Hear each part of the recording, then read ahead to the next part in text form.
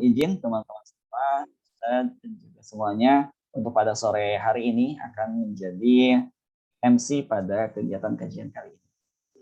Baik teman-teman, marilah kita langsung saja mulai kajian pada sore hari ini dengan membacakan ta'awudz dan juga basmalah bersama-sama. A'udzubillahi minasyaitonirrajim. Bismillahirrahmanirrahim. Untuk menambah keberkahan pada sore hari ini, insya Allah akan ada pembacaan tilawah Al-Quran yang akan disampaikan oleh Farid Maulana. Apakah sudah siap, Farid? Insyaallah, Ustaz. Alhamdulillah. Baik, selanjutnya untuk tilawah sore hari ini akan disampaikan oleh Farid Maulana Arzaki. Waktu dan tempat kami persilahkan kepada Farid. Silakan, Farid. Assalamualaikum warahmatullahi wabarakatuh.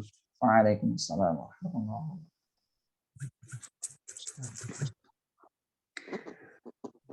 A'udzu billahi minasy syaithanir rajim. Bismillahirrahmanirrahim. Ya ayyuhalladzina amanu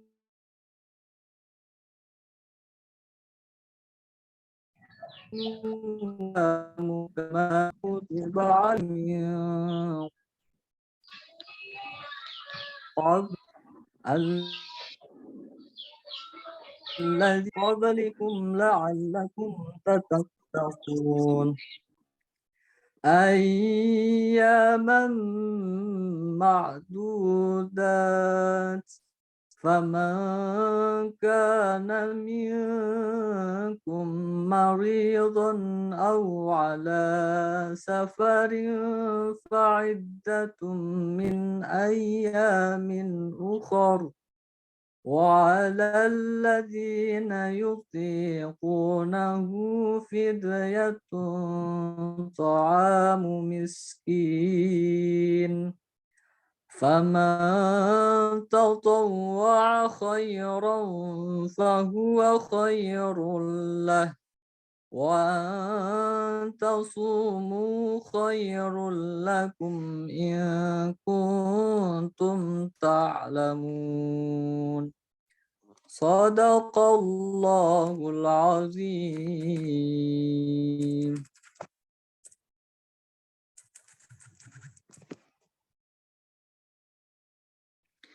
Dengan menyebut nama Allah yang Maha Pemurah lagi Maha Penyayang.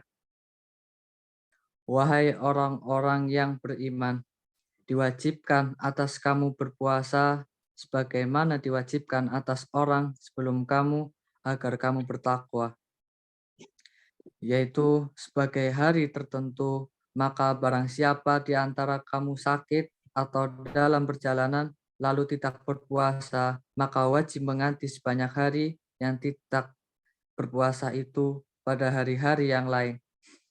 Dan bagi orang-orang yang berat menjalankannya, wajib membayar fidyah, yaitu memberi makan seorang miskin.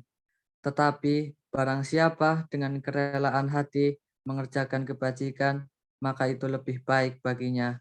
Dan puasa itu lebih baik bagimu jika kamu mengetahui.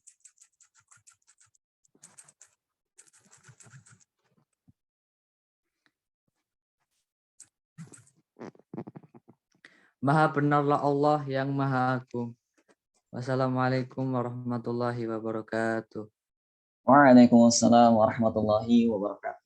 Alhamdulillah, syukron, jazakallah khair pada Farid Maulana Arzaki yang telah membacakan tilawah pada sore hari ini. Mudah-mudahan dapat menambah keberkahan kita pada sore hari ini, insya Allah.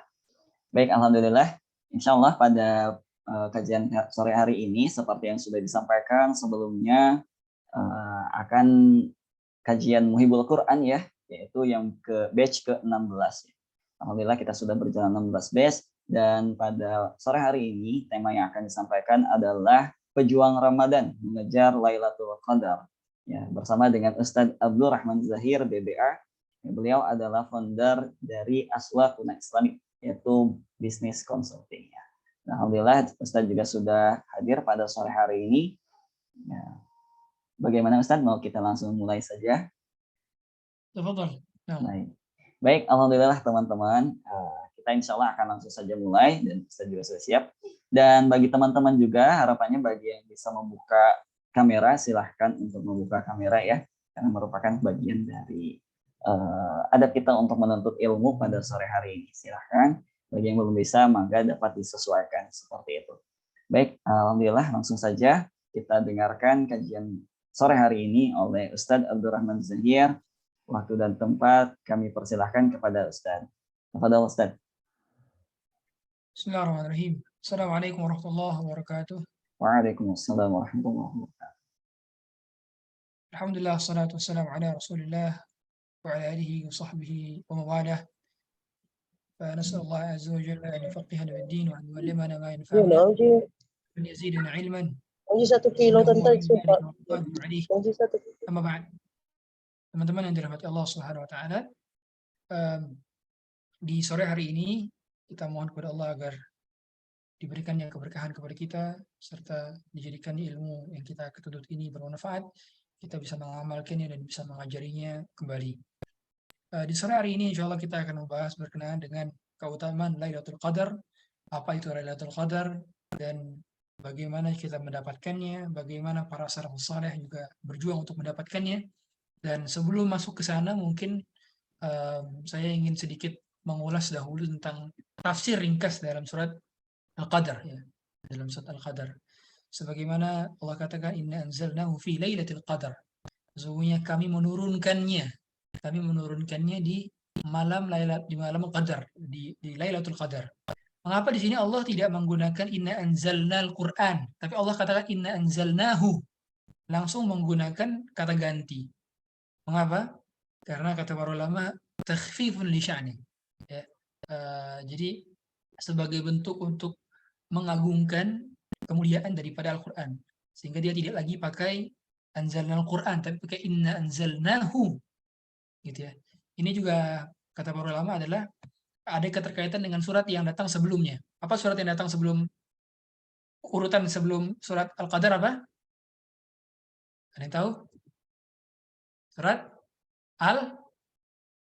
Al-Alaq. Nah, surat Al-Alaq ya. Jadi kalau kita belajar tafsir itu ada istilahnya itu hikmah min tartibis suwar. Jadi ada kan setelah surat Al-Alaq surat Al-Qadar kan. Nah, di situ surat Al-Qadar inna anzalnahu, berarti hu-nya itu kembali ke mana?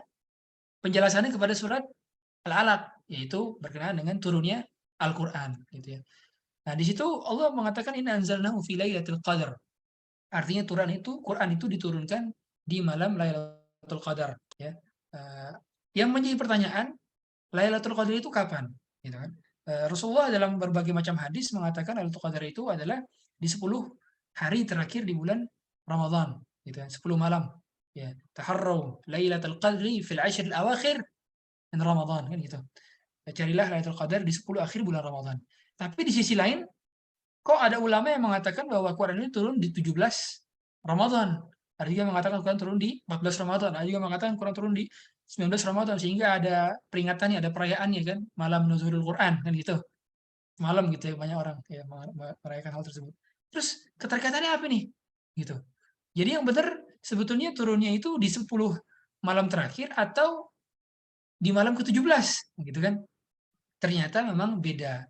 Quran turun dari Lauhul Mahfuz ke Baitul Izzah itu di malam Lailatul Qadar, di salah satu malam dari 10 malam terakhir di bulan Ramadan. Itu turun dari Lauhul Mahfuz ke Baitul Izzah. Ya. Ini saya pengen sifatnya interaktif teman-teman ya. Jadi kalau bisa nanti dijawab gitu. Nggak usah pakai mic juga nggak apa-apa, tapi pakai chat gitu ya. Tapi ala kulli hal turunnya itu adalah dari Lauhul Mahfuz ke Baitul Izzah itu di salah satu malam di antara 10 malam terakhir bulan Ramadan. Adapun turun dari Baitul Izzah ke Rasulullah SAW ya, secara berangsur, itu awal pertama kali turun kata para ulama adalah di tanggal 17 Ramadan. Meskipun khilaf, ada yang mengatakan di 14 Ramadan, ada yang mengatakan di 19 Ramadan, khilaf para ulama. Ya. Mengapa? Karena merujuk kepada surat Al-Anfal ayat 41. Ya. Anzalna ala abdina yaumal furqani yaumal taqal jam'an, gitu kan. Yang mana pada hari itu Allah mengkaitkan antara peringatan atau peristiwa besar perang Badar, yaumul furqan, peristiwa pembeda antara orang-orang musyrik dengan orang yang beriman, itu bertepatan dengan diturunnya kan yauma ya apa? Anzalna ala abdina, kan? Diturunkan kepada hambaku. Abdina di sini adalah Rasulullah SAW. Perang Badar tanggal berapa? Coba perang Badar tanggal berapa? Siapa yang tahu? Perang Badar tanggal 17 Ramadan.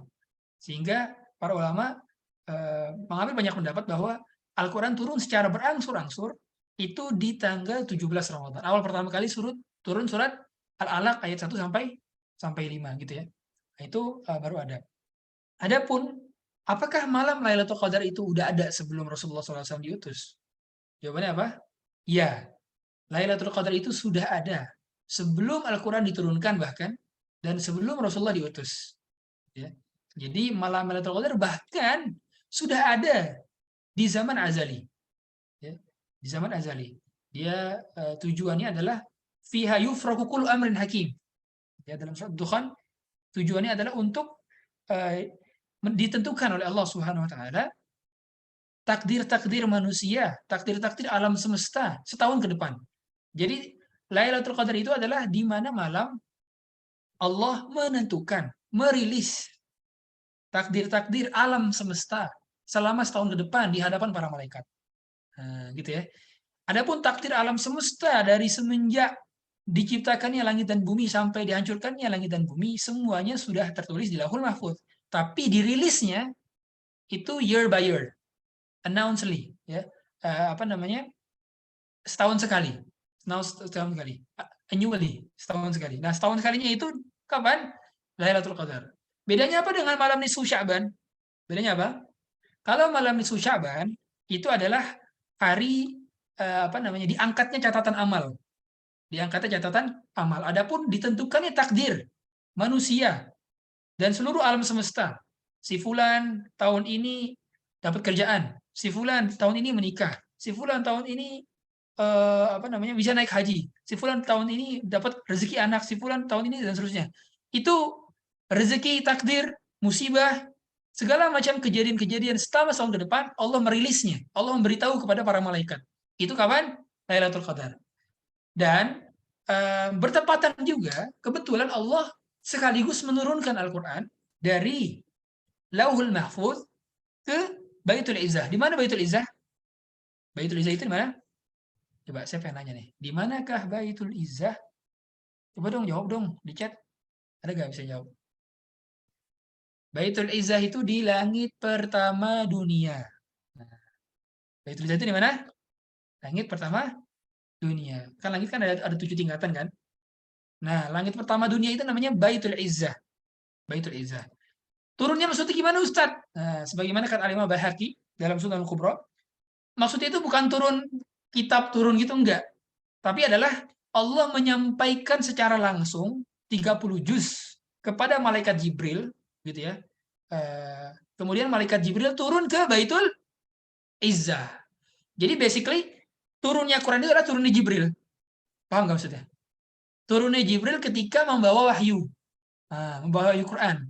Jadi begitu Allah merilis tuh Quran dan Lauhul Mahfuz sudah tercatat di sana, Allah menyampaikan kepada malaikat Jibril, kemudian malaikat Jibril turun ke Baitul Izzah.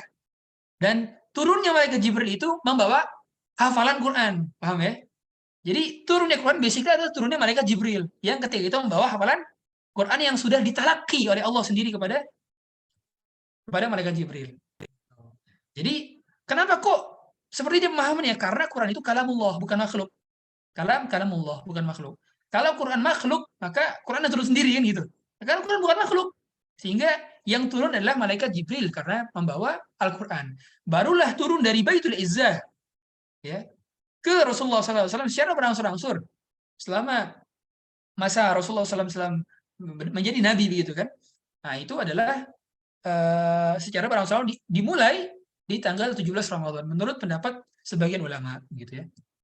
Nah, ini yang untuk bisa kita paham apa sebenarnya Lailatul Qadar itu ya. Jadi kalau ditanya Bedanya apa Lailatul Qadar dengan nuzul Quran? Nah, beda ya. Lailatul Qadar itu sudah ada sebelum Quran turun. Dan kebetulan, ya, menurut juga hadis riwayat Imam Ahmad yang dihasankan oleh sebagian ulama, eh, Lailatul Qadar yang dimana Quran turunnya di sana itu terjadi di malam ke-24 Ramadan. Malam ke-24 Ramadan. Jadi basically Lailatul Qadar itu pendapat terkuatnya menurut Syekhul Islam Ibnu Taimiyah, ya, kemudian juga menurut Ibnu Katsir dalam Al-Bidayah wa Nihayah, juga Ibnu Katsir juga sampaikan di tafsirnya, Tafsirul Qur'anil Azim, itu terjadi tidak hanya di malam ganjil, tapi juga terjadi di malam genap. Ini pendapat terkuatnya, ya. Jadi kalau kita mau cari malam Lailatul Qadar jangan cuma cari malam ganjil, tapi juga cari di malam malam genap-genap. Karena Quran aja ketika turun, ya menurut hadis riwayat Imam Ahmad, itu turun pada saat turunnya itu sebelum Rasulullah SAW diutus menjadi nabi, itu turunnya itu di malam ke-24 yang basic adalah malam genap, bukan malam ganjil.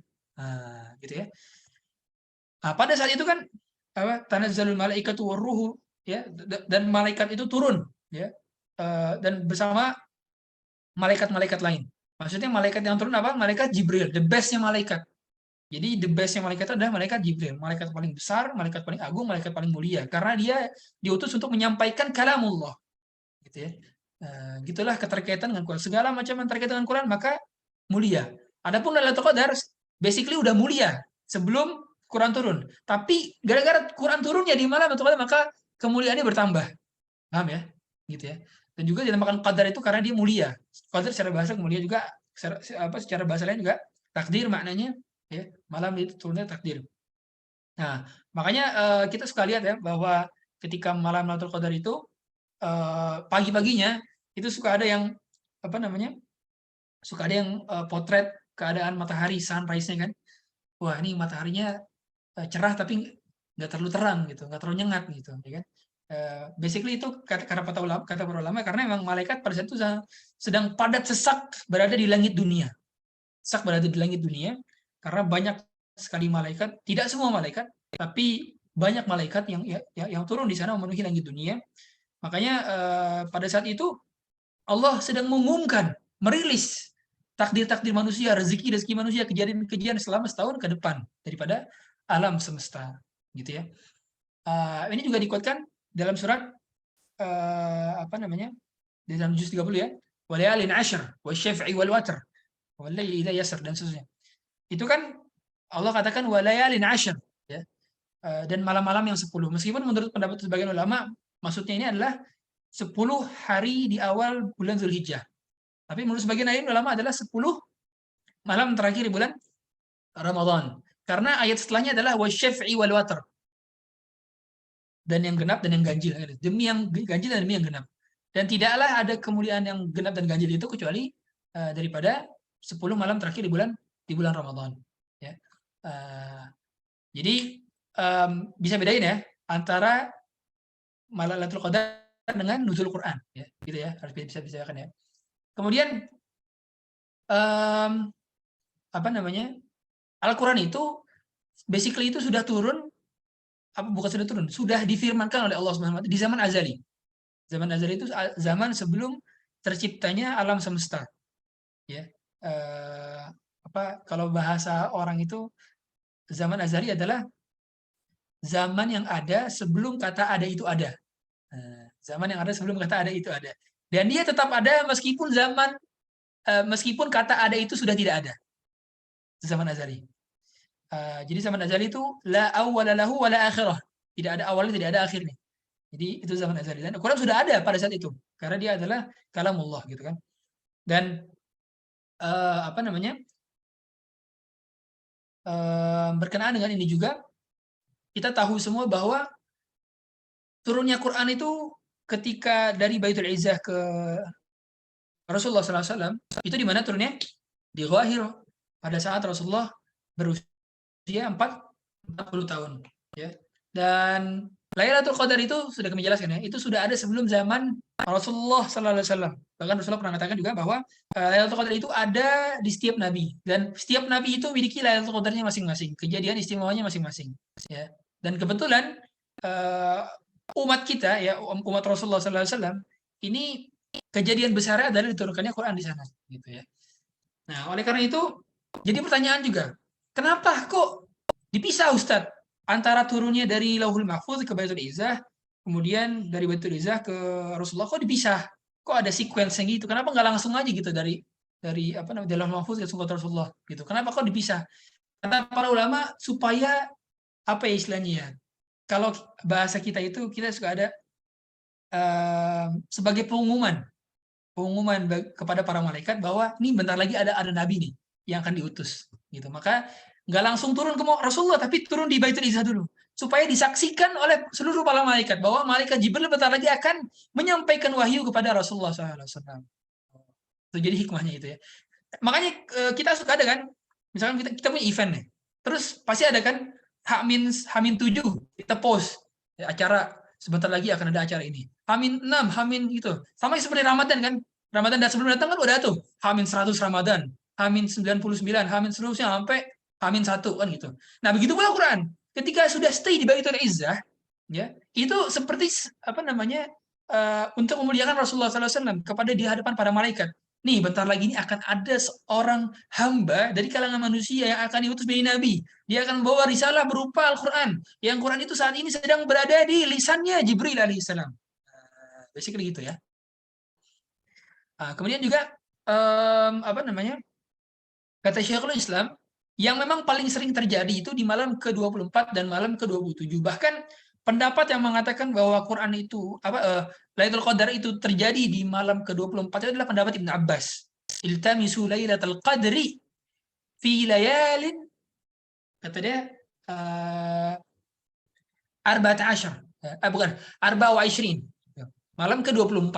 Gitu. Dalam Sahih Bukhari loh. Teman-teman bisa lihat loh. Artinya memang bukan ganjil saja tapi genap juga memungkinkan. Kemudian jadi wajar teman-teman nih kalau ada perbedaan pendapat. Ustadz, malam nuzul Quran itu bukan 17, tapi 14, tapi 19. Wajar. Karena berkenaan dengan malam Lailatul Qadar aja ini, penentuan dia 24, penentuan dia 21, 23 atau 27, 25, itu ada 48 pendapat menurut Al-Hafidz Ibnu Katsir. Ya. Bahkan menurut Al-Imam Syaukani itu ada 50 pendapat. Banyak sekali. Dan malam Lailatul Qadar itu berganti setiap tahun. Jadi nggak terus-terusan, ya. Meskipun sebagian ulama bilang kasih tanda-tanda. Oh, kalau misalkan malamnya seperti ini berarti besoknya malam Lailatul Qadar. Oh, kalau misalkan apa namanya bintang di sebelah sini berarti besok malam Lailatul Qadar. Itu apa nggak bisa jadi patokan. Karena basically malam Lailatul Qadar itu dirahasiakan dan juga kalau misalkan kita tahu kisi-kisinya, ini membuat kita jadi nggak fokus. Membuat kita jadi nggak lebih beristihad lagi dan membuat kita juga lagi nggak istiqomah. Padahal harusnya ya udah kita maksimalnya di seluruh hari di bulan Ramadan, terkhusus di 10 hari akhir bulan Ramadan. Ya kan Rasulullah SAW yajtahidu fil ashr awakhir min Ramadan. Rasulullah kan berijtihad kan, apa namanya? Rasulullah mengikat sarungnya dan seterusnya, dan Rasulullah beritikaf di 10 hari di bulan Ramadan, 10 malam di bulan Ramadan. Kemudian bagaimana Ustadz apa namanya cara perempuan menghidupkan bulan Ramadan, 10 terakhir bulan Ramadan? Basically sama seperti laki-laki. Jadi perempuan juga boleh itikaf. Kalau punya suami maka wajib izin kepada suami. Kalau suaminya tidak izinkan atau suaminya belum mengizinkan atau dia belum izin kepada suami maka berdosa dia itikaf. Jadi dia harus izin ke suaminya. Ya. Kemudian juga tidak boleh lagi sedang haid. Kalau sedang haid maka di rumah nggak perlu itikaf. Ustadz kan saya pengen dapat pahala juga. Anda meninggalkan yang haram itu lebih berpahala daripada menjalankan yang sunnah. Jadi ada kaidah ya. Jadi meninggalkan yang haram itu lebih berpahala daripada menjalankan yang sunnah. Ini harus diingat.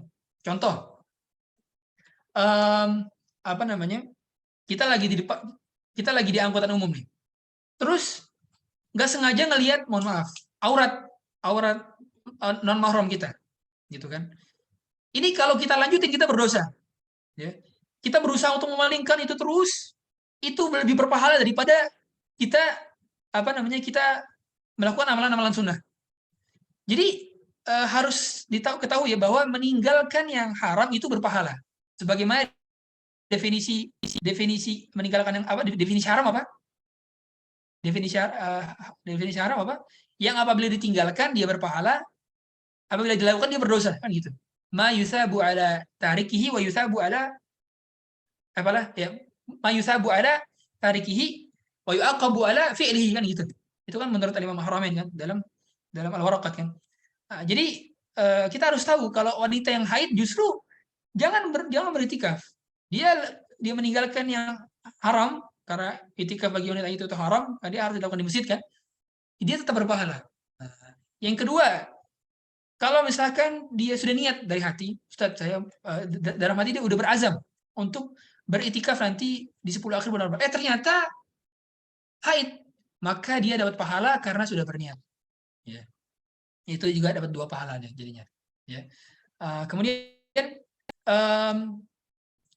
bisa melakukan aktivitas seperti menuntut ilmu, dengar kajian, berzikir, membantu orang tua, nulis, baca buku, sedekah, dan seterusnya. Banyak kok amalan-amalan itu banyak. Jadi kita itu bisa memvariasikan amalan gitu ya. Nah, terus Ustadz, haruskah kita tahajud dalam malam Lailatul Qadar? Nah, definisi tahajud itu sebenarnya cuma nama doang. Tahajud itu apa artinya? Sholat malam yang dilakukan setelah kita tidur, kan gitu.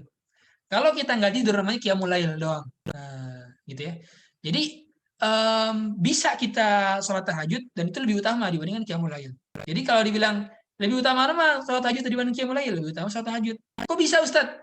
Karena sholat yang dilakukan setelah bangun dari tidur itu lebih susah dibandingkan sholat yang dilakukan sebelum tidur. Benar nggak? Teman-teman nih, sebelum tidur sholat gampang karena belum ngantuk. Ya, atau itu masih bisa kita lakukan gitu kan, belum ada malas. Tapi kalau bangun tidur langsung sholat itu sulit, berat ya kan, berat. Makanya sholat tahajud lebih berpahala dibandingkan qiyamul lail biasa gitu. Jadi nggak apa-apa kita tidur gitu, dan tidur itu nggak harus rebahan. Jadi kata para ulama itu tidur itu nggak harus rebahan, tidur itu bisa sambil duduk. Sebagaimana Imam Nawawi itu tidur 2 tahun nggak rebahan. Kata dia, saya tidak tidur selama 2 tahun menempelkan lambung saya ke tanah. Artinya beliau tidur dalam keadaan duduk selama 2 tahun. Dan itu bisa puas. Maksudnya gimana? Teman-teman pernah nggak ngerasain tidur di bis atau tidur di kereta, tidur di mobil, tidur duduk doang sebentar gini, terus bangun-bangun seger. Bener nggak? Pernah kan? Atau nggak sengaja tiduran pas khutbah Jumat. Bangun-bangun seger. Nah begitu juga di malam Lailatul Qadar. Hendaknya kita nggak perlu tidur yang rebahan. Kita bisa tidur yang sekedar duduk doang. Supaya kenapa? Supaya kita lebih memaksimalkan pahala. Jadi begitu kebangun, zikiran.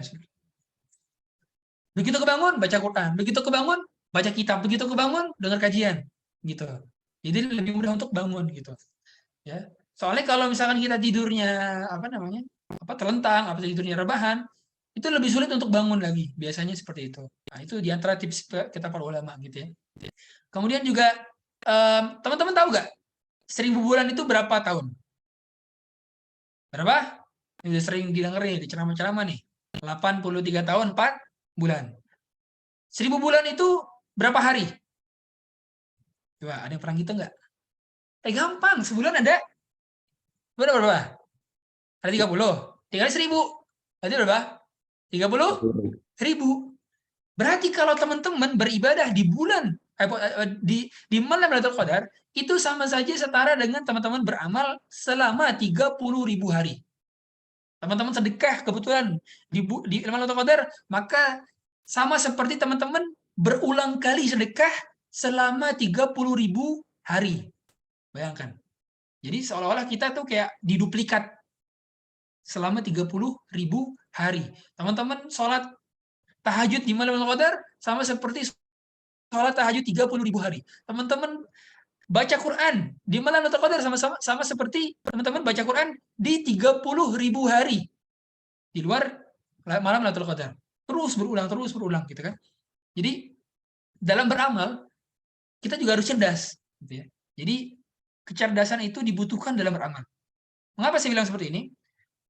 Karena kita harus cari tahu amalan mana yang mendatangkan pahala banyak dan bisa bisa memaksimalkan umur kita gitu ya. Nah, di antaranya adalah itikaf. Nah, makanya mengapa para ulama menganjurkan itikaf di malam 10 terakhir bulan Ramadan? Karena kenapa? Karena itikaf itu basically teman-teman nggak ngapa-ngapain, teman-teman dapat pahala. Kan itikaf itu kan cuman apa ya? Rukun itikaf itu apa? Tidak berhadas besar dan kita berdiam diri di masjid, ya. Al-lubthu fil masjid itu cuman sekedar lebih daripada tumakninah. Artinya 3 detik atau 4 detik atau 5 detik itu sudah terhitung itikaf. Bayangkan, kita masuk masjid tidak dalam keadaan hadas besar. Kemudian niat itikaf sudah dapat pahala itikaf yang argo, pahala jalan terus. Teman-teman tiduran, teman-teman bengong, teman-teman terbahan, dapat pahala ngalir. Apalagi kalau sambil baca Quran, apalagi kalau sambil dengar kajian, apalagi sambil tahajud, apalagi sambil sholat sunnah dan seterusnya, gitu ya. Itu makanya kenapa itikaf itu menjadi amalan andalan bagi orang-orang yang hendak mencari malam Lailatul Qadar, gitu ya. Maka variasikan amalan kita. Dan kita semua tahu ya bahwa kita ini ada yang memang nggak bisa jago di semua amalan. Contoh, Ustadz, saya cepat bosanan kalau baca Quran. Ya udah, amalan yang lain dah. Contoh, amalannya dia adalah sholat malam, ya udah sholat malam. Ustadz, saya agak lemes kalau sholat malam, fisik saya nggak kuat. Oke, dengerin kajian. Ustadz, saya agak bosan kalau denger kajian. Ya udah, baca buku. Ustadz, saya masih agak baca buku. Ya udah nulis. Ustadz, saya malas kalau nulis. Ya udah tiduran dah. Nah, jadi apa namanya? Amalan-amalan itu banyak variasinya. Makanya kata Imam Malik, amalun soleh arzak. Amal soleh itu seperti rezeki yang Allah bagikan kepada siapa saja yang Allah kehendaki, gitu ya. Ya, kita bisa itikaf, sholat, tilawah, zikir, doa, taubat, baca istighfar, sedekah, baca buku, nulis, birrul walidain dan seterusnya. Banyak pahala yang bisa kita raih. Ya. Tapi yang paling utama adalah kita mencari pahala yang paling banyak dan paling besar. Ya, maka ada pertanyaan lagi, Ustadz, salahkah kita kalau kita cuma bisa beribadah? Apa kita hanya semangat saja di 10 malam terakhir saja? Ya. Nanti setelahnya kita nggak semangat lagi. Ya nggak masalah. Nggak masalah. Yang jelas jangan sampai ditinggalin, gitu ya. Jadi jor-jorannya emang ya harus jor-jorannya di 10 terakhir bulan Ramadan.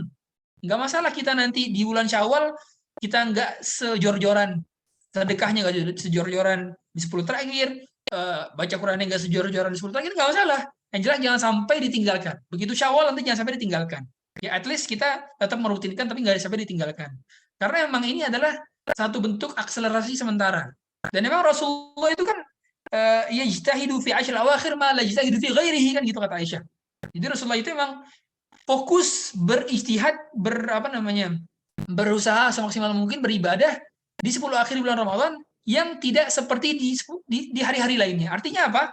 Artinya emang 10 di hari-hari lainnya emang tidak seperti di 10 terakhir bulan Ramadan, gitu kan. Jadi nggak masalah kalau kita emang ibadahnya lebih jor-joran di 10 malam terakhir Ramadan saja, gitu ya. Ibaratnya gini teman-teman. Teman-teman di sini ada yang main warnet gitu loh. Coba deh saya tanya ke moderator. Pernah main warnet nggak? Pernah, Ustaz. Pernah ngalamin ya? Iya, Kalau dulu saya ngalamin juga tuh. Ngalamin tuh. Jadi saya kalau nugas itu ke warnet karena belum ada HP kan, belum punya laptop, belum punya komputer. Jadi kalau mau nugas itu harus ke warnet dulu. Nah, teman-teman tuh kalau di warnet itu kan kita bongol aja itu bilnya jalan kan? Iya, Pak.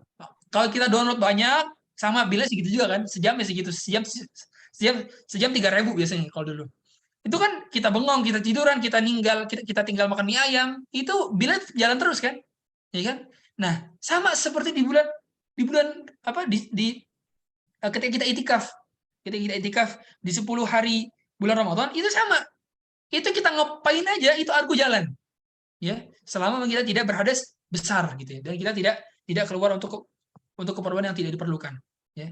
Maka sayang sekali kalau kita tidak berdoa saat takdir sedang rilis.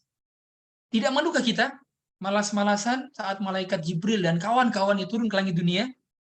Maka kita hendaknya maksimalkan untuk berdoa terus-terusan di 10 akhir bulan Ramadan, ya.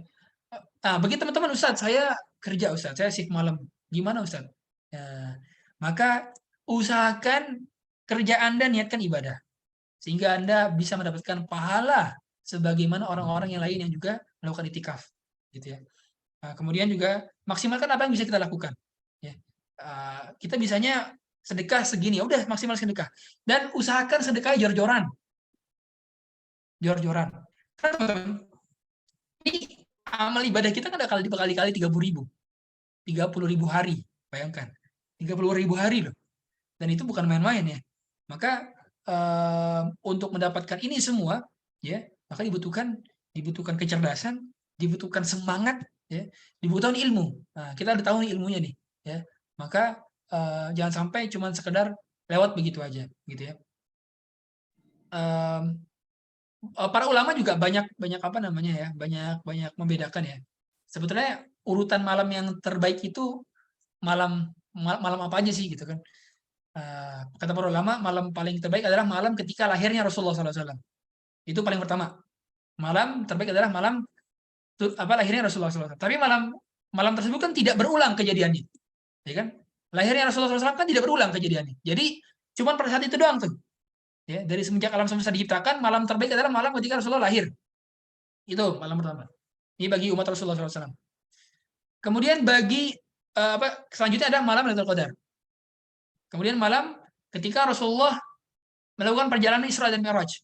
Ya. Kemudian hari Arafah, ya, atau malam Arafah. Kemudian malam Jumat, dan yang terakhir adalah malam Nisfu Sya'ban, ya, atau malam 15 Sya'ban. Ya. Itu urutan malam terbaik menurut para ulama. Ya. Dan juga apa namanya, malam Lailatul Qadar ini akan terus eksis sampai hari kiamat. Jadi kata Nabi SAW, Lailatul Qadar itu sudah ada sejak nabi-nabi terdahulu dan akan terus eksis sampai hari kiamat. Ya. Dan malamnya itu berpindah-pindah, ya, berpindah-pindah. Akan tapi menurut Imam Syafi'i, katanya malam ke-21 atau malam ke-23. Saya cenderung cenderung tidak terlalu fokus terhadap penentuan ulama terhadap malam sekian. Karena itu menyebabkan kita nantinya meremehkan malam-malam lain yang memiliki potensi yang sama untuk terjadinya Lailatul Qadar di sana. Jadi saran saya, dari nanti mulai ya masuk kita ke 20 Ramadan, kemudian maghribnya itu kan masuk ke 21 Ramadan kan, maka kita hendaknya sudah berada di masjid. Ya. Kalau para ulama terdahulu, mereka ngapain? Mereka itu masuk masjid itu kapan? Ini masuk masjid udah sambil bawa bekal segala macam. Bawa bekal selama 10 hari ke depan. Masuk masjid, udah itikaf. Keluar dari masjid kapan? Pas Idul Fitri. Idul Fitri keluarnya.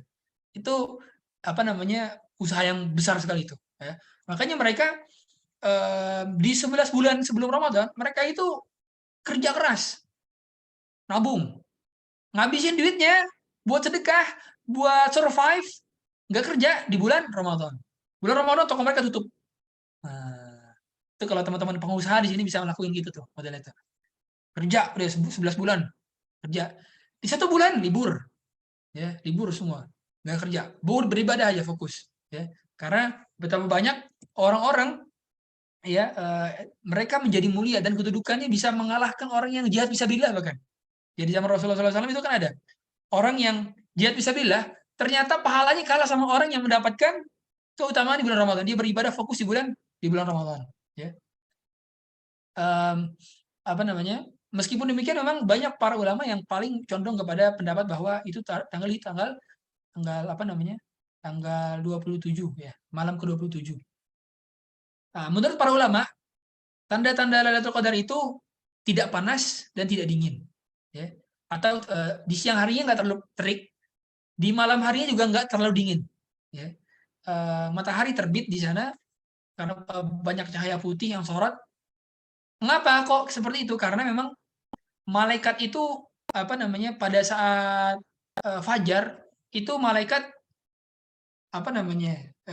sudah naik lagi ke langit, ke langit ya. Jadi pada saat itu memang malam yang disesaki dengan para malaikat, sesak dengan malaikat. Ya.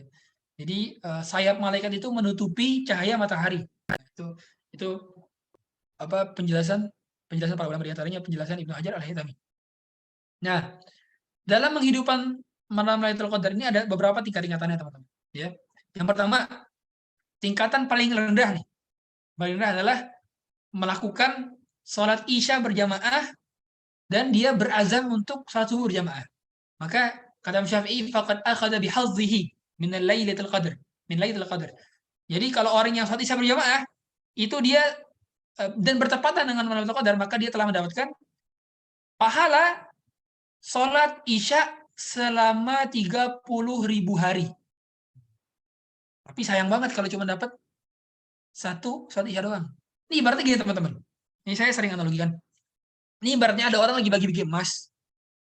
Bagi-bagi emas, emasnya segunung. Dia lagi bagi-bagi. Tapi dengan syarat, yang mau ngambil emasnya harus bawa wadah sendiri. Nah, ada yang bawa satu kresek doang. Ada yang bawa wadahnya itu satu galon. Ada yang bawa wadahnya itu 1 ember. Ada yang bawa wadahnya 1 truk. Nah, ibaratnya gitu. Kalau teman-teman cuma hadirin sholat Isya doang, itu ibaratnya teman-teman lagi ada pembagian emas, teman-teman cuma bawa 1 kantong kresek. Dikit banget, rugi banget gak? Ya rugi. Ada orang bawa pakai 1 truk, ada orang bawa pakai 1 PC, tahu PC ya? PC itu yang keruk ini. Itu besar sekali gitu.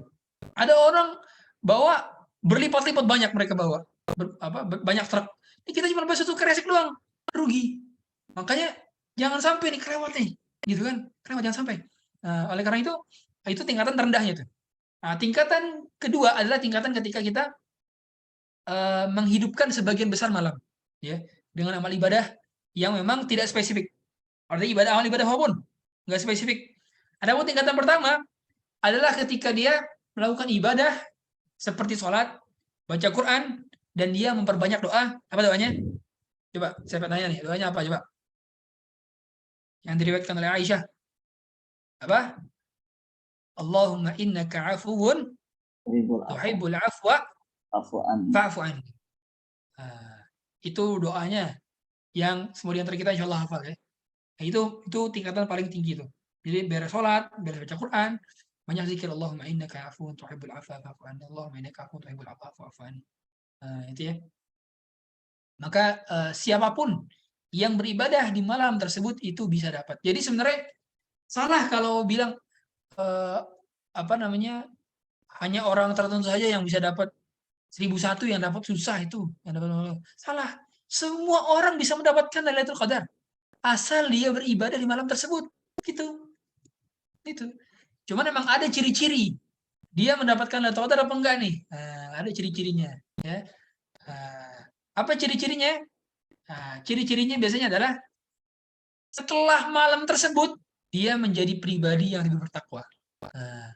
Sholat malamnya makin rajin, kemudian akhlaknya makin baik, dia makin sering bantu orang tua, kemudian dia sering sedekah, makin rajin bersedekah, dia makin semangat untuk ilmu, dia semakin jauh dari kemaksiatan dan potensi kemaksiatan. Jadi membuat orang itu semakin baik. Ya. Kemudian yang kedua, ciri-cirinya adalah dia menikmati segala macam proses ibadah yang dilakukan. Enjoy dengan ibadahnya. Tidak menjadikan ibadah itu sebagai beban. Kalau dulu, sebelum mendapatkan Lailatul Qadar misalkan, dia ngerasa sholat berjamaah, kemudian ngedengar azan, kemudian baca Quran, zikir, itu dijadikan sebagai beban sama dia. Jadi beban, jadi burden. Tapi begitu dapat Lailatul Qadar, besok-besokannya dia ngerasa dia nunggu kapan sih azan lagi? Kapan sih azan lagi? Gitu loh. Kemudian dia nunggu, dia rindu saat malam. Nanti jadi sebelum tidur aja dia udah merindukan dulu. Nanti salat malam nih, gitu. Jadi udah menantikan dalam hatinya tuh. Nanti pengen sedekah nih. Jadi dia menikmati proses itu dan menanti-nantikan. Nah, itu diantara orang udah ngerasa kelezatan dalam iman. Ya. Dan dia semakin dekat dengan Quran. Nah, ini paling penting lagi. Semakin dekat dengan Al-Quran, segala macam bentuknya. Dia memperbaiki bacaannya dengan tajwid dan tahsin, kemudian dia mulai menghafalnya, dia mulai mengajarkannya, dia mulai merojaahnya, dia mulai mempelajari tafsirnya dan seterusnya. Hal yang berkaitan dengan Quran dia senang, apapun itunya. Ya. Kaitannya misalkan dia semakin memuliakan penuntut ilmu yang menghafal Quran, dia semakin memuliakan orang-orang yang menghafal Quran, dia semakin memuliakan guru-guru pengajar Quran. Nah, ini kaitannya dengan Quran. Karena segala yang berkaitan dengan Quran itu pasti mulia. Gitu ya. Nah, kemudian banyak di antara para ulama juga yang mereka bisa mengkhatamkan Quran dalam satu malam. Di malam tersebut. Bisa loh teman-teman. Teman-teman kalau buka deh, coba deh. Buka YouTube coba. Quran 30 juz dalam satu video. Itu ada sekitar 7,5 jam. 7,5 jam. Bacaan pakai qiraat hadar. Pakai hadar. Jadi baca cepat tapi tetap pakai tajwid. Ya tetap memperhatikan makharijul huruf, tajwid dan seterusnya. Itu bisa dilakukan. Makanya wajar Imam Syafi'i kok bisa. Kana Syafi'i rahimahullahu taala yukhtimul Qur'an fi Ramadan 60 khatmah. Dia bisa mengkhatamkan 60 kali dalam satu bulan Ramadan. Artinya sehari bisa mengkhatam 2 kali. Ya kan? Kok bisa? Ya karena emang bisa. Nah, patoklah kita starting beres salat tarawih itu setengah 9. Ya, setengah 9. Ya, setengah 9, setengah 10, 11, 12, 13, 14, 15, 16. Sampai subuh itu bisa khatam. Nggak tidur. Bisa loh. Bisa banget. Tidurnya kapan ya? Habis subuh. Ya, bayar utang. Gitu kan. Nah, itu bisa kita lakukan. Karena menurut Ibn Abbas, sahabat mulia, jumlah huruf Quran ini berapa? Berapa jumlah huruf dalam Quran? Coba tebak. Ada berapa? Kan kalau jumlah ayat kan ada 6.236 ayat. Jumlah suratnya ada 114. Saya penanya nih, berapa jumlah huruf dalam Quran? Ada berapa? Saya pernah ngitung. Hah? Ini dijelaskan oleh Imam Suyuti dalam kitab Itqan. Itu 323.671. Itu jumlah huruf dalam Quran. Bayangkan 300.000. Itu berarti kalau misalkan satu huruf dikali 10, kan Allah kemana kan? Apa namanya? Wala aqul alif lam harfun walakin alifun harfun wa lamun harfun mimun harfun kan gitu kan.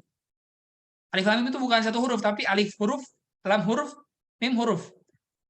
Itu berarti dikali 10 tuh.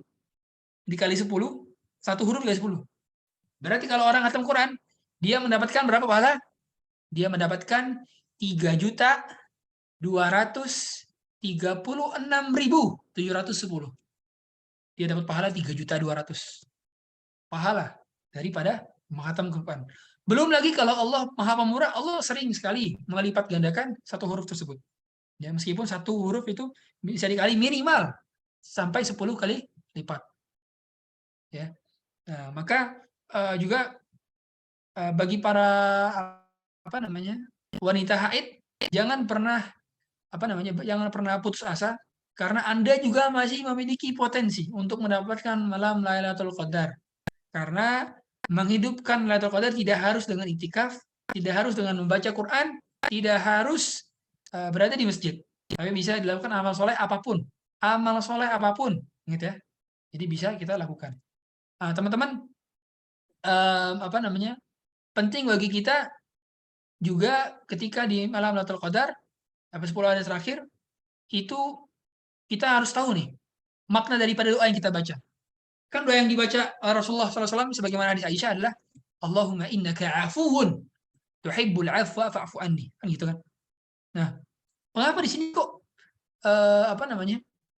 kita berdoa menggunakan kata al-afu, innaka afuwun. Kenapa enggak katakan Allahumma innaka ghafurun faghfirli kan gitu. Tapi menggunakan kata afu. Kenapa? Karena al-afu itu maknanya adalah Allah mengampuni dosa-dosa hambanya sekaligus mengampuni dan menghapus bekas-bekas kesalahannya.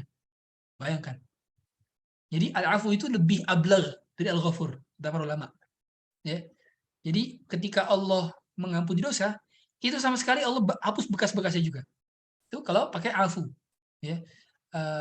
Makanya cita-cita tertinggi seorang hamba adalah ketika dia mendapatkan ampunan dari Allah. Ustadz, kenapa kita nggak minta surga ketika di malam Qadar? Kenapa? Karena surga otomatis datang ketika ampunan Allah sudah datang. Gitu kata para ulama. Jadi basically, kalau kita minta ampunan, itu segala macam akan dikasih oleh Allah SWT tanpa kita minta. Apalagi kalau minta. Gitu. Ya. Makanya itu diutamakan membaca ini. Gitu, berdoa menggunakan ini.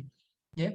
Karena ketika ampunan Allah sudah datang, Allah berarti ridho kepada hamba tersebut. Dan ketika Allah sudah ridho, maka tidak ada gift paling besar yang diharapkan oleh seorang hamba melebihi ampunan daripada Allah Subhanahu wa taala. Karena semua di antara kita berdosa.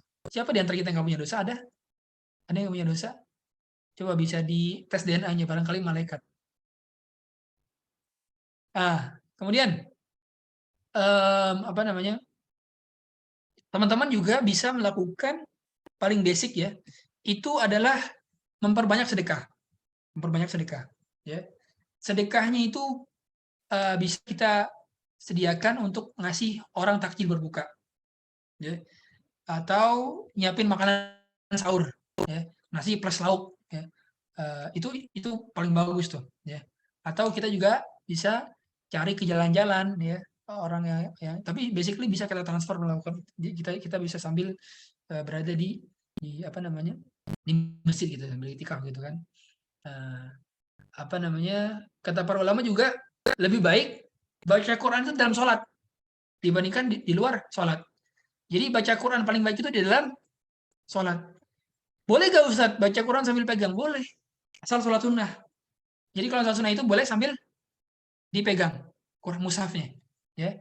Nah itu diantara apa namanya khususan juga. Ya. Jadi kita sambil tilawah sambil berdiri baca Quran. Nah, begitu udah beres, Quran ditaruh ke meja, gitu ya. Kemudian apa namanya? Kita ketahui semua bahwa ada beberapa tingkatan kan tadi kan. Tingkatan paling rendah, paling minim, dan paling tingginya adalah ketika dia mampu memaksimalkan di setiap amal-amal ibadahnya dengan mengucapkan Allahumma innaka afun tuhibbul afwa fa'fu anni. Mungkin sampai sini saya kembalikan kepada moderator. Kebetulan di sini maghribnya itu 17.30. Jadi mungkin bisa dari sekarang kita ada sesi tanya jawab. Hadza sallallahu alaihi Muhammadin wa alihi wasallam. Assalamualaikum warahmatullahi wabarakatuh. Waalaikumsalam warahmatullahi wabarakatuh. Alhamdulillah, Masya Allah. Jazakallah khairan kasiran kepada Ustadz Zahir yang sudah menyampaikan materinya. Ya, seperti yang disampaikan tadi oleh Ustadz, insya Allah kita akan masuk saja ke dalam sesi tanya jawab atau diskusi ya dari teman-teman semua. Barangkali ada yang mau ditanyakan dari apa yang sudah disampaikan terkait dengan memburu malam Lailatul Qadar, mempersiapkan malam Lailatul Qadar dan juga bagaimana cara menggapainya. Silahkan dapat raise hand terlebih dahulu ataupun dapat melalui kolom chat, nanti akan kami bacakan seperti itu. Walaupun sebenarnya saya juga sebenarnya ada yang mau ditanyakan Ustaz, mungkin ya untuk mengawali pada sesi tanya jawab pada sore hari ini. Tapi seperti itu ya teman-teman, silahkan bisa raise hand dan juga bisa bertanya dalam kolom chat kalau misalkan memang ingin ditanyakan. Baik, mungkin Ustaz tadi alhamdulillah jazakallah khair pada Ustaz Zahir yang sudah menyampaikan kajiannya gitu ya pada sore hari ini, dan alhamdulillah banyak sekali motivasi dan juga insight pada saya khususnya dan mudah-mudahan pada umum kita. Yang ditanyakan adalah tadi Ustaz kan kalau misalkan kita beramalnya itu di malam hari. Lalu apakah boleh ketika siang harinya kita tetap bekerja gitu Ustaz kalau misalkan ini, dan juga apakah amalan-amalan di siang harinya pun termasuk yang dikalikan gitu ya 10.000 itu juga, atau bagaimana Ustaz terkait dengan siang harinya lah gitu, kegiatan-kegiatan siang hari. Jazakallah khair Ustaz. Ya, bagus pertanyaannya. Pertama, nggak masalah apabila Anda siangnya bekerja, kemudian malamnya itikaf. Nggak masalah. Nggak masalah karena itikaf itu kan bisa dilakukan kapanpun, ya kan? Nggak harus bersambung, sequence terus. Nggak, kita bisa keluar kok. Asal ketika balik lagi ke masjid, itu niat lagi itikaf, gitu. Itu bedanya. Kemudian, dapatkah kita perkalian kalau kita beramal soleh di siang harinya? Nah, kata para ulama, Lailatul Qadar ini khusus untuk malam. Berbeda dengan malam Arafah. Kalau malam Arafah, itu di siang hari yang mulia. Ya. Tapi kalau Lailatul Qadar memang malamnya yang mulia. Nah, jadi yang dapat perkalian itu kapan? Sejak maghribnya. Dari maghrib sampai matahari terbit. Gitu ya. Itu. Allah alam. Masya Allah. Baik, alhamdulillah jazakallah khair Ustaz atas jawabannya. Ya, alhamdulillah sudah ada 2 penanya juga dalam kolom chat. Baik, izin saya bacakan ya Ustaz ya. Yang pertama dari Betul. Mufliha Hasan. Afwan Ustaz, saya ingin bertanya, apa bedanya Al-Quran yang diturunkan Jibril dan yang ditulis di dalam kitab Al-Quran? Apa pertanyaannya? Sorry. Apa bedanya Al-Quran yang diturunkan Jibril dan yang ditulis di dalam kitab Al-Quran? Sama. Jadi apa yang disampaikan Allah kepada malaikat Jibril, apa yang disampaikan malaikat Jibril kepada Rasulullah, apa yang dituliskan Al-Quran itu oleh para sahabat, itu adalah sama, semuanya kontennya sama, sesuai dengan urutannya. Karena urutan-urutan dalam Al-Quran itu pun sifatnya tauqifi, sifatnya adalah wahyu, wahyu. Jadi sebagaimana Rasulullah surah kada fi maudhi' kada, ayat kada fi maudhi' kada, Rasulullah yang menyuruh para sahabat untuk menaruh nanti ayat ini taruhnya setelah ayat ini, nanti surat ini taruhnya setelah surat ini. Itu Rasulullah yang menyuruh. Meskipun secara nuzulnya, secara turunnya itu beda kan? Beda kan? Bagaimana kita tahu ya, surat yang pertama turun adalah surat Al-Alaq. Tapi tidak ditaruh di awal, yang ditaruh di awal malah Al-Fatihah. Kan gitu. Itu sesuai dengan wahyu. Jadi memang atas perintah Jibril. Kapan Jibril mengabarkan itu? Kapan? Coba ada yang tahu gak? Ayo, kapan? Coba, ada yang tahu? Kapan Jibril mengabarkan tartib suar wa tartib al-ayah? Kapan? Yang tahu? Jawabannya adalah di bulan Ramadan. Kapan? Ketika Rasulullah memurojaah hafalannya kepada malaikat Jibril di setiap malam. Jadi setiap malam itu Rasulullah hampir nggak tidur. Ngapain? Murojaah setoran hafalan. Bahkan di malam di tahun terakhir Rasulullah, ketika Rasulullah hendak wafat, itu Rasulullah memurojaah 2 kali. Al-Quran 2 kali dikhatamkan. Ya, memastikan bahwa ini benar-benar telah tuntas seluruh wahyu setelah disampaikan oleh Rasulullah SAW gitu ya. Seperti itu. Jadi nggak ada bedanya yang yang diturun daripada Allah kepada Jibril, kemudian Jibril kepada Rasulullah SAW. Wallahu a'lam. Alhamdulillah. Jazakallahu khair Ustaz. Ya mungkin seperti itu ya Mbak Mufti Hasan. Jadi tidak ada bedanya sama. Lalu yang pertanyaan kedua, Ustaz, izin bertanya, kalau memegang Al-Quran ketika menjadi makmum sholat tarawih, misal tarawihnya panjang, baca 1 juz, apakah diperbolehkan juga, Ustaz? Dari Mutia Syakila. Iya, jangan ke 1 juz. Antum baca langsung 1 Quran aja, itu sah. Selama sholat sunnah. Selama sholat sunnah. Jadi kata para ulama juga ada 2 syaratnya. Dia tidak bukan sholat wajib, kemudian itu tidak mengganggu kekhusyuannya. Jadi hendaknya dia tetap meminimalisir gerakan-gerakan supaya tidak batal. Contoh, ini kalau kita kebanyakan gerak gini-gini, ini batal. Tapi kalau semenjak gini, ini kan nggak gerak. Berarti cuma bagian sini aja gerak. Nah, karena pegel gitu kan.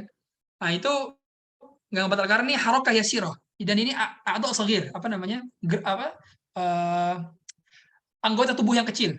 Makanya kalau ada orang sholat gini, itu nggak batal. Kenapa? Karena dia atau sagir, ya, dia anggota tubuh yang kecil. Kalau yang gerak ini baru batal. Karena ini anggota tubuh yang besar, gitu ya. Jadi nggak masalah selama gerakan tubuhnya nggak terlalu banyak gerak, ya, gitu.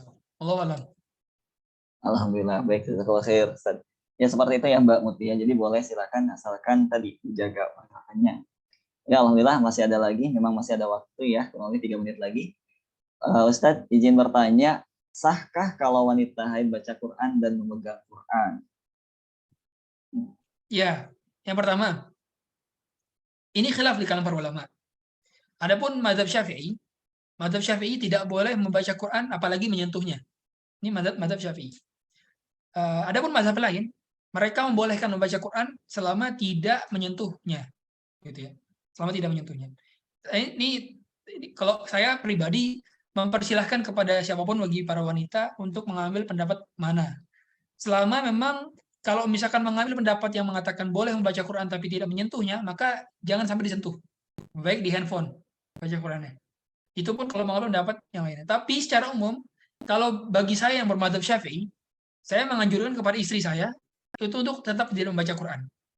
Karena lebih berhati-hati, gitu kan? Lebih berhati-hati sekaligus itu adalah amalan sunnah. Yang mana tadi ya, meninggalkan yang haram itu lebih berpahala daripada mengamalkan yang sunnah. Itu ya. Jadi nggak masalah kita nggak baca Quran ketika lagi haid. Justru itu pahala. Karena kita berusaha untuk meninggalkan yang haram, kan gitu. Ini baca Qurannya haram nih kan kalau lagi haid nih. Dan ketika kita meninggalkan yang haram kita berpahala kan gitu. Ya udah, tinggalin aja.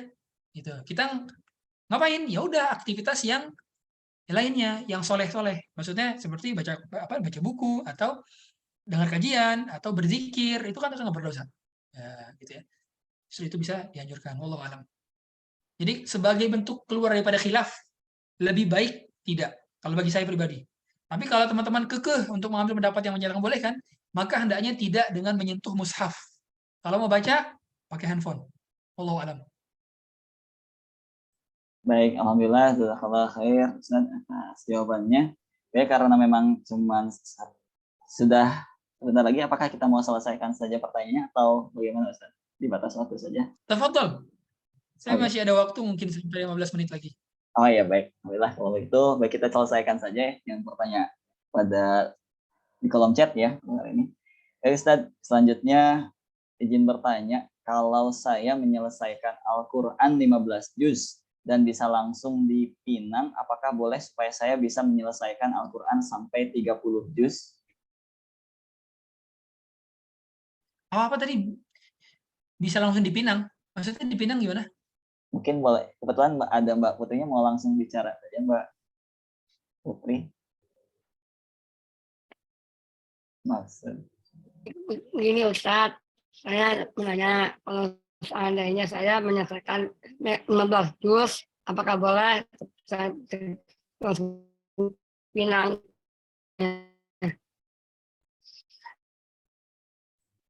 Mohon maaf, Pak. Suaranya terputus.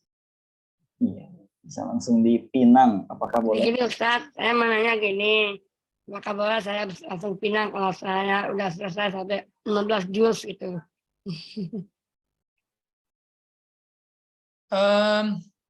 Oh mungkin maksudnya dipinang tuh nikah ya? Bagaimana? Ya, boleh nikah bagaimana maksudnya? Dilamar. Dilamar katanya. Yang nggak masalah, dilamar bisa kapan aja. Selama memang belum ada yang lamar. Jadi syarat Anda boleh dilamar pria lain adalah ketika memang belum ada pria lain yang melamarnya. Karena kalau dilamar sedangkan satu kita udah dilamar, maka kita harus minta izin dulu ke yang tadi ya, yang sudah melamarnya, gitu. Dan selama ngelamarnya memang langsung ke walinya, gitu. Jadi tidak ada kaitannya antara sudah menyelesaikan Al-Quran 15 juz, sudah berapa juz, itu tidak ada kaitannya dengan boleh atau tidaknya dilamar. Jadi boleh kapanpun Anda dilamar, gitu ya. Wallahu alam. Iya, baik. Alhamdulillah, seperti ya itu ya. Baik, alhamdulillah. Jazakallah khair. Selanjutnya kita ke pertanyaan berikutnya. Tadi ya, apakah mungkin izin bertanya lagi katanya, apakah kita boleh menghatamkan Al-Quran dalam satu malam? Nah, ya. Apakah kita boleh menghatamkan Al-Quran dalam satu malam? Boleh, selama memang di bulan Ramadan, ya, di bulan Ramadan. Karena kata para ulama ketika menjelaskan hadis, ya, Iqra'ul Quran fi syahr, kemudian para sahabat, ya Rasulullah, saya bisa menyelesaikan dalam 10 hari. Kemudian Rasulullah bilang, ya udah baca 10 hari. Ya Rasulullah, saya bisa mengerjakan dalam 3 hari. Ya, baca 3 hari. Dan tidak boleh lebih daripada itu. Nah, itu di luar Ramadan. Itu di luar Ramadan. Adapun di bulan Ramadan, maka boleh dalam satu malam. Sebagaimana di dalam Imam Syafi'i mengamalkan satu hari 2 kali. Gitu kan? Berarti Imam Syafi'i siang hari khatam, malam hari khatam. Gitu. Boleh berarti. Oh, alam. Masya Allah, baik. Ustaz, jazakallah khair. Lanjut lagi dari pertanyaan Mbak Siti Thahirah. Apa amalan yang paling utama yang dilakukan seorang ibu rumah tangga yang sedang mengasihi bayinya dalam rangka turut mengejar Lailatul Qadar, Ustaz? Mungkin boleh dikasih. Pertama, ini penting sekali. Teman-teman sekalian yang punya anak yang sedang menyusui atau apa, yang lagi hamil, jangan anggap bahwa Anda punya anak, mengurus anak, kemudian mohon maaf nih, ketika anak pup Anda cebokin dia, ketika dia nangis Anda nangin dia, itu bukan ibadah. Salah. Itu juga ibadah. Itu ibadah besar loh, teman-teman. Dan itu termasuk amal soleh. Gitu. Nah, tinggal dipikir, yang bisa sambil dikerjakan multitasking itu apa? Contoh, kan kita nggak bisa nih sambil bawa anak tapi lagi di masjid kan, ribet kan, otomatis kan. Kalau bisa ya silahkan. Tapi secara umum kan anak tuh rewel kalau misalkan di tempat keramaian kan. Maka nggak masalah kita berada di rumah sambil dengerin kajian misalkan di headset atau sambil dengerin kajian di TV atau di handphone. atau sambil dengar murotal, atau sambil berzikir, sambil nenangin anak sambil berzikir, itu bisa dilakukan sama multitasking. Dapat 2 pahala. Pahala nenangin anak, pahala nyusuin anak, plus pahala zikir, pahala dengar kajian, pahala dengar Quran. Gitu. Jadi apapun bisa kita lakukan. Jadi segala macam bentuk amal soleh itu bisa digunakan untuk mendapat dan menggapai Lailatul Qadar. Itu kuncinya. Jangan dibatasi bahwa orang yang menggapai Lailatul Qadar itu hanya sekedar itikaf, salah. Dia kebetulan pada hari itu dia harus mencari nafkah untuk keluarganya. Misalkan dia ojol, belum udah pulang nih di siang hari nggak dapat orderan, baru dapat orderan di malam hari misalkan. Nah bisa jadi dia cari orderannya itu di malam hari itu merupakan amal soleh bagi dia karena dia mencari nafkah, dan mencari nafkah hukumnya wajib, dan pahala wajib itu lebih besar daripada pahala sunnah. Jadi jangan sampai kita berpikiran nih ketika kita lagi lagi lihat satu orang, ini orang 10 malam terakhir bukannya di masjid malah kerja, dasar budak dunia. Nggak boleh. Siapa tahu dia sedang cari nafkah, kan gitu. Kita nggak tahu niat orang kan. Jadi jangan sampai wah ini dunia mulu, enggak. Siapa tahu memang dia sulit ekonominya sehingga mengharuskan dia untuk mencari nafkah gitu. Jadi kita khusus sama orang-orang. Ya Allah alam. Iya, Masya Allah, jazakallah khair, Ustaz. Buka insight baru juga untuk kita semua gitu ya, terkait dengan ibadah-ibadah. Baik, selanjutnya mungkin ini perlu, walaupun tadi saya sampaikan, tapi boleh mungkin perlu penegasan kembali ya Ustaz, terkait dengan ada yang mengatakan boleh untuk wanita yang haid murojaah hafalannya. Itu menurut Ustaz bagaimana? Iya, memang ada pendapat internal dalam mazhab Syafi'i. Kalau kita lihat kitab Majmu' Syarh Muhadzab, itu Imam Syafi'i yang Nawawi itu bawa beberapa pendapat yang menyatakan tidak boleh sama sekali, yang mengatakan boleh bagi orang yang masih punya hafalan karena dikhawatirkan hafalannya lupa gitu kan. Ada yang mengatakan juga boleh bagi yang tidak punya hafalan dan punya hafalan. Ada beberapa pendapat memang. Dan kalau memang misalkan memilih pendapat yang mengatakan boleh untuk murid hafalan, silahkan karena ini khilafiyah yang mu'tabarah, khilafiyah yang memang dianggap gitu ya. Adapun memang sebagai bentuk kehati-hatian, kalau saya pribadi ya, saya kalau saya menganjurkan saya pribadi kepada istri saya atau kepada ponakan saya yang menghafal Quran juga, saya bilang nggak perlu gitu. Selama memang dalam hal tersebut tidak mengganggu hafalannya, karena kan haid itu paling kan normalnya cuma 7 hari 6 hari kan, dan itu insya Allah nggak ganggu hafalan kok kalau nggak dimurjahin sekian hari doang gitu insya Allah. Tapi sekiranya memang wah Ustadz saya nggak bisa Ustadz, ini kebetulan saya mau simaan akbar Ustadz 30 juz, dan kalau saya haid lagi dan nggak murojaah ini bisa-bisa saya nggak bisa nih pas simaan, ya udah silakan mengambil pendapat yang mengatakan bahwa boleh murojaah ketika sedang haid karena ada hajat tertentu di sana. Wallahu alam. Baik, Allah alam. Masya Allah, jazakallah khair, Ustaz. Ya, insya Allah mungkin ini pertanyaan terakhir ya dari Mukafi. Assalamualaikum Ustaz, izin bertanya terkait pengambilan mazhab. Apakah boleh misal perkara Quran mengambil Syafi'i, lalu perkara sholat mengambil pandangan mazhab lain, atau harus selalu satu mazhab? Ini secara umum ya Ustaz. Bagus pertanyaannya. Ini terkait dengan talfiq ya. Talfiq itu mencampur adukan mazhab. Talfiq ada yang mazmum, ada yang tidak. Ada yang tercela, ada yang tidak. Yang tercela itu apabila dia menggabung-gabungkan mazhab. Pertama, untuk cari yang paling mudahnya doang. Namanya dalam istilah fikih itu tatabbu rukhas. Contoh, dalam masalah pernikahan, dia ngikut mazhab Hanafi yang tidak mempersyaratkan wali. Dalam masalah saksi, dia ikut mazhab Maliki yang tidak perlu pakai saksi. Dalam masalah iklan, dia ikut mazhab Hambali yang tidak perlu pakai iklan atau pengumuman. Diikut-ikutin semua tuh, diambil yang cari gampang-gampangnya doang. Nah ini yang tercela, ini nggak boleh. Tapi kalau dalam rangka kebutuhan dan hajat, contoh seperti Anda ketika tawaf, itu kan kalau menurut mazhab Syafi'i itu batal tuh kalau sentuhan yang bukan mahram kan. Tapi karena sulit, kita kalau keluar dulu ke toilet dulu untuk wudu dulu setiap kali nyentuh. Sedangkan itu sudah selesaikan kan antara laki-laki dan perempuan ketika itu tawaf. Itu sulit itu. Nah, ini kan masyaqqah kan, karena ada masyaqqahnya, maka tidak masalah kita sementara berpindah mazhab. Ya. Secara umum demikian.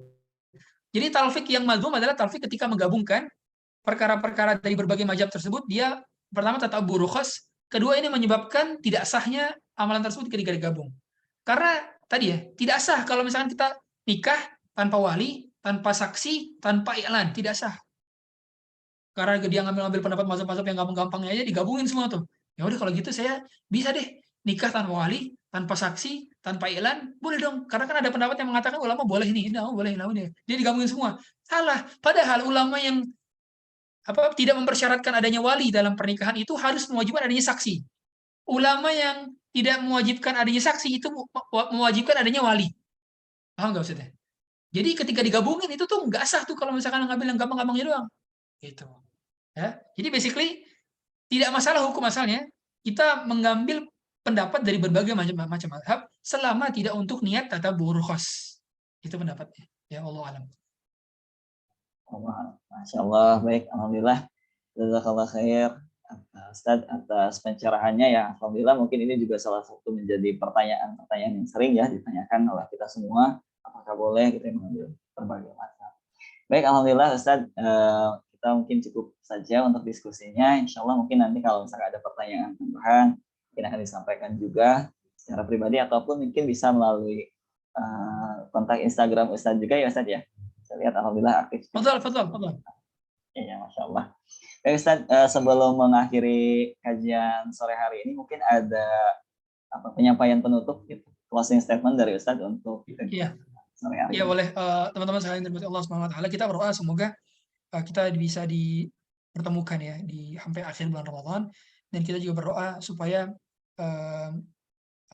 kita bisa mengamalkan apa yang telah kita ketahui. Saya juga mohon dari teman-teman semuanya doanya untuk saya, semoga saya bisa mengamalkan apa yang saya sampaikan di sesi pada hari ini, dan semoga kita dipertemukan kembali di pertemuan berikutnya, dan semoga juga kita bisa mendapatkan gelar la'allakum tattaqun yang sudah Allah janjikan di dalam surat Al-Baqarah.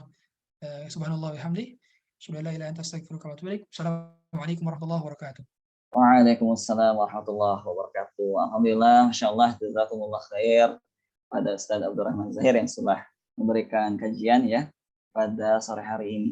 Mungkin Afwan Ustadz, sebelum tutup, apakah kalau memang bersedia Ustadz bisa memimpin doa untuk sudah. Oh iya, baik. Ya, Alhamdulillah teman-teman semua, jazakumullah khairan katsiran atas kehadirannya pada sore hari ini ya. Mudah-mudahan teman-teman semua dalam keadaan keberkahan selalu dan juga dalam ridha Allah Subhanahu wa taala, dan mudah-mudahan dalam semangat ya untuk menggapai malam Lailatul Qadar ya. Insyaallah nanti mungkin beberapa hari ke depan kita akan bertemu dengan 10 malam terakhir. Mudah-mudahan kita semua termasuk orang-orang yang dikuatkan oleh Allah Subhanahu wa taala untuk senantiasa bisa meningkatkan ya rutinitas ibadah kita di 10 malam terakhir. Baik, Alhamdulillah karena pertemuan kita sudah berakhir ya untuk sore hari ini, kita cukupkan saja pertemuan pada sore hari ini dengan membaca hamdalah bersama-sama. Alhamdulillahirabbil alamin, dan juga disempurnakan dengan doa kafaratul majlis. Subhanaka Allahumma wa bihamdika asyhadu an la ilaha illa anta astaghfiruka wa atubu ilaik. Ya, dari saya selaku moderator pada acara sore hari ini, mohon maaf apabila ada salah kata, dan juga terima kasih atas kehadirannya dan juga perhatiannya pada sore hari ini. Semangat terus juga di Muhibul Quran ya. Semoga teman-teman semua selalu dalam keberkahan Allah Subhanahu wa taala. Akhirul kalam, afwan minkum. Assalamualaikum warahmatullahi wabarakatuh. Waalaikumsalam warahmatullahi wabarakatuh.